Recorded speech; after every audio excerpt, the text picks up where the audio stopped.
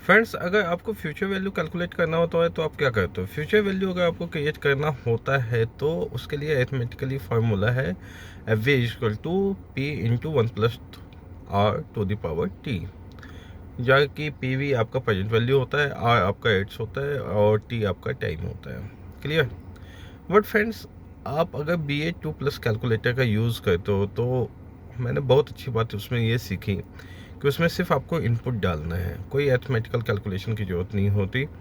आप उसमें present value की वैल्यू डाल दो, उसमें आर की वैल्यू डाल दो, उसमें टी की वैल्यू डाल दो। एक पीएमटी का ऑप्शन होता है that is for the regular payment. तो रेगुलर पेमेंट तो नॉर्मली अलग सिनारियो में होता है।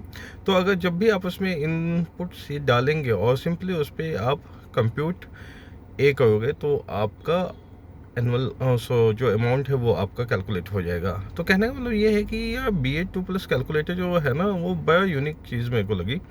ठीक है, जिसमें कि आप सिंपली इनपुट इंसर्ट को आपको बहुत सारे अरिथमेटिकल कैलकुलेशन करने की ज़रूरत नहीं होती। हालांकि नॉर्मल कैलकुलेटर में भी बहुत सारे हमें कैलकुलेशन करने की ज़रूरत नहीं होती।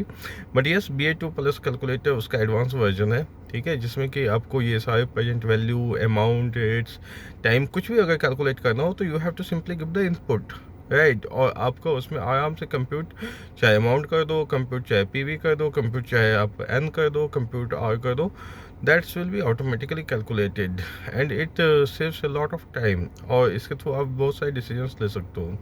So it's really amazing. Thank you.